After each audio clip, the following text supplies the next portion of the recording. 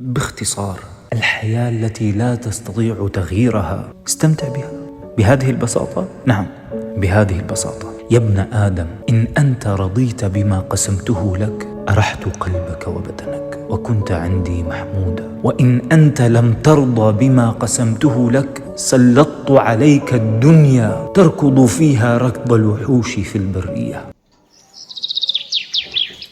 يا مساء الخير، ازيكم يا حلوين؟ عاملين ايه؟ يا رب تكونوا بخير. النهارده جايلكم بقى بفيديو روتين ليلي. يعني الروتين ده كده بدأته من بالليل. فصراحة الواحد بيتشجع جدا بما ان الجو حر ان هو يعمل كل اللي وراه بالليل. فهتشوفوا معايا بقى اليوم بتاعنا مشى ازاي. بس قبل ما نبدأ الفيديو، لو لسه اول مرة تشوفي قناتي ومش مشتركة فيها، ما تنسيش تشتركي في القناة وكمان تفعلي زر الجرس علشان كل الفيديوهات الجديدة توصلك على طول. ويلا بينا نبتدي الروتين بتاعنا. الروتين ده انا بادئاه قبل المغرب ممكن بنص ساعة كده او ساعة. فكان الجو حلو، يعني بيبدأ كده نسمة الهوا كده تدخل البيت. والصراحة الجو بيبقى طراوة وبيبقى حلو، بيخليكي يشجعك ان انتي لو وراكي حاجة تعمليها. فاللي بيحب ان هو يعمل مثلا تنظيف البيت ويطبخ وكده بالليل في الروتين الليلي يقولي في الكومنتات، واللي بيحب الروتين برضو بتاع النهار يقولي في الكومنتات. الصراحة ده له مزايا وده ليه مزايا برضو. يعني الواحد لما بيبدأ يقوم بدري ويخلص اللي وراه بيلاقي بقى طول اليوم قاعد فاضي مفيش وراه حاجة. فصراحة الصحيان بدري ده حلو قوي. بس طبعا بما اننا في اجازة وكمان الجو حر، فانسب حاجة نعملها اليومين دول نعمل الروتينات بتاعتنا والتنظيفات وكل اللي ورانا بالليل.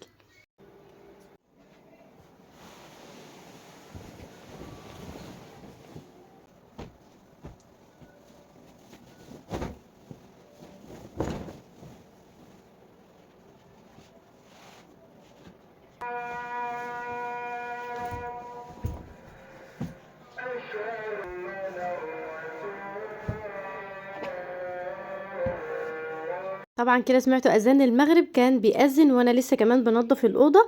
بس الصراحه كنت بنظف كده وانا مستمتعه بالتنظيف. ما كنتش بقى الجو حر وبجري كده حوالين نفسي. كنت بعمل كل حاجه وانا صراحه مرتاحه. المهم يعني قلت اجزأ، يعني انا برضو مش بعملت الشقه كلها. عملت اوضه الاطفال. ما بحبش الصراحه امسك كل حاجه في يوم واحد. لا، الحاجه اللي هي متبهدله عندي ومحتاجه ان هي تتنضف بعملها. فالاوضه بتاعه الاطفال كان محتاج ان انا اغير الملايات وكمان يعني محتاجه كده تنظيفه كويسه. فقلت بقى اشيل الملايات خالص. وكمان كنت فتحت الشباك استفاد بقى بنسمه الهواء الجميله كده اللي هي من بعد المغرب كده وطالع. وخلاص بقى بعد ما غيرت الملايات كده برضو مسحت الكومود كويس. وهكنس بقى الارض. والاوضه الصراحه ما اخدتش مني وقت خالص لان يعني يعتبر اصلا كل حاجه فيها نظيفه. بس يعني محتاجه بس التنظيف اللي انا عملته ده فيها وبقت زي الفل.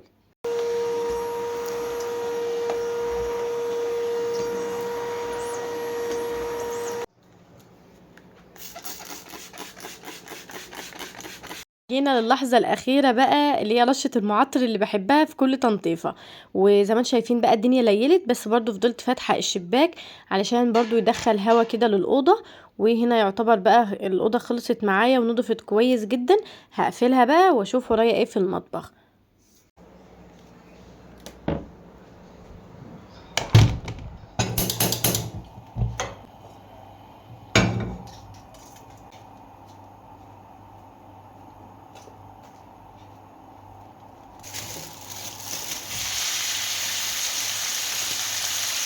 بما ان بقى النشاط كان واخدني كده، فالصراحة اليوم ده يعني كنا متغدين كده حاجات كده خفيفة، لان زي ما قلت لكم الواحد اصلا بيقوم متأخر علشان احنا في اجازة.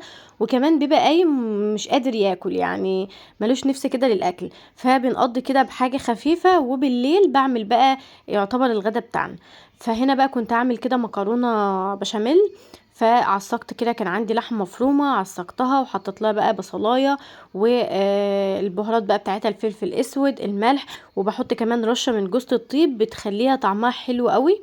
هنقلها بقى كده على عين هاديه من البوتاجاز واسيبها بقى تتعصق كده مع نفسها. هحط كمان حله فيها ميه علشان برضو هسلق فيها المكرونه.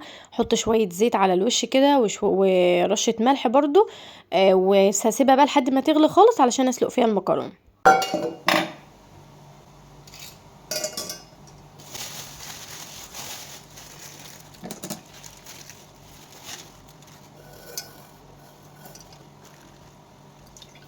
هنا بقى كده قلت اغلي اللبن لحد كده اما المكرونه تتسلق، كانت الميه لسه بتغلي، فقلت كده بقى هصفي اللبن كويس علشان هحتاجه كده في البشاميل، واحطه برضو يتغلى كده على النار لحد كده ما الاكل يكون جاهز، يعني باقي المكونات معاه.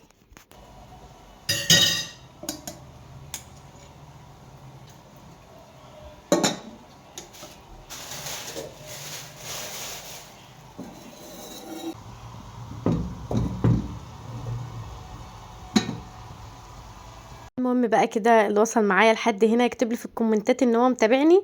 وهنا بقى كنا خلاص الميه كانت غلت، وقلت اسلق كده المكرونه، وبعد كده بعد ما اتسلقت صفيتها، وقلت بقى جهز البشاميل. هتلاقوني معظم الاكل بعمله على النار اللي هي او العين اللي هي في النص دي بتاعه البوتاجاز. انا الصراحه البوتاجاز بتاعي بدأ بقى ان هو يجي كده، يعني هو بقاله 7 سنين، فالحمد لله كان كويس معاه جدا والنار بتاعته حلوه قوي. بس جه بقى للاخر طبعا من كتر بقى الاستعمال ان العيون بتاعته بدأت كده تبقى هاديه، وفي العين برضو من العيون الكبيره دي طفت خالص، يعني اجي اشغلها تطفي لوحدها. فمحتاج بقى برضو حد يجي يبص عليه كده وبرضو يعلي النار.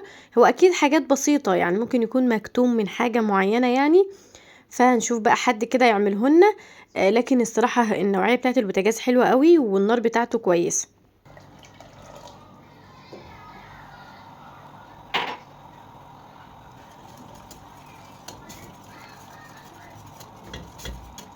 قلت بقى جاهز كده البشاميل، حطيت كده معلقتين من السمنه وعليهم كده معلقتين كبار من الدقيق، وبعد كده ما قلبتهم لحد ما لونها اصفر، حطيت عليها نزلت باللبن، وبعد كده كوبايه من الشوربه. طبعا ما نزلتش باللبن كله، سبت كوبايه علشان لو البشاميل تقل معايا اخففه بالكوبايه دي. وحطيت كوبايه من الشوربه، ولو ما فيش شوربه بتحطي مرقه دجاج او مرقه لحمه عادي، لكن الشوربه كان عندي شوربه لحمه بتخلي البشاميل حلو قوي. المهم هنا هتقولوا ان البشاميل خفيف، لكن انا بحب القوام ده الصراحه، ما بحبوش تقيل ولا خفيف قوي، انا بحب اللي هي القوام الوسط ده. هتشوفوها في الاخر هيخلي المكرونه كلها جوسي كده، والصراحه كان طعمها خطير. هاخد بقى كده كام كبشه كده من البشاميل على المكرونه، لان المكرونه كانت خلاص اتسلقت قبلها من شويه، فيعتبر مسكت كده في بعض. هقلبها بقى في البشاميل. هاخد بقى شويه كده في الصينيه، يعني مش شويه كتار لان احنا ما بنحبش المكرونه تكون كتير. هاخد بس كده شويه اسويهم كده في الصينيه من تحت، وبعد كده احط بقى اللحمه المتعصجه في النص، وبعد كده طبقه المكرونه التانية، وفي الاخر خالص هحط لها بقى البشاميل، ازودها بشاميل، يعني هغرقها كلها بشاميل.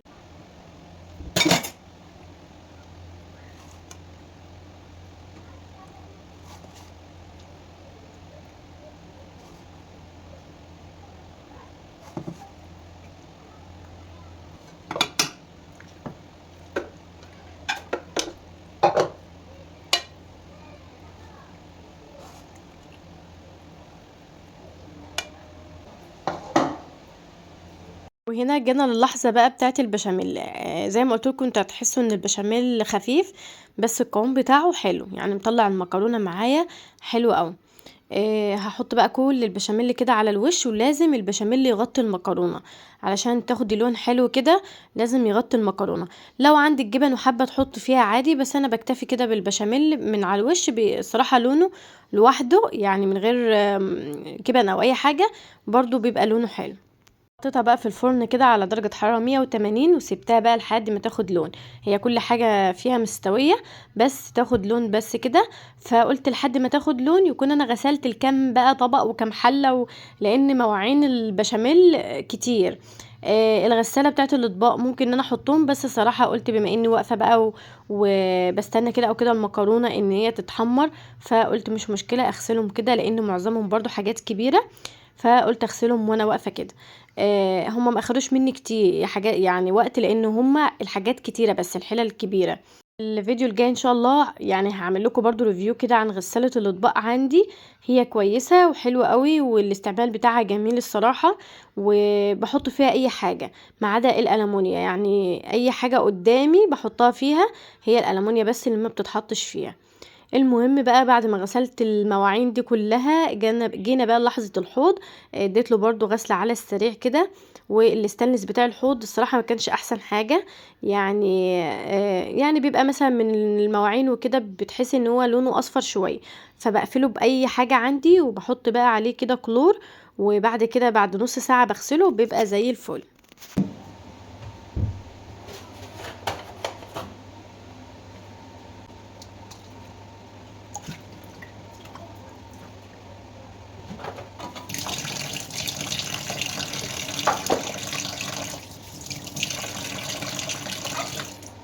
وهنا بقى كنت خلاص سبت الحوض بقى مع نفسه كده بالكلور اللي فيه، لحد بقى ما اغسله غسله حلوه.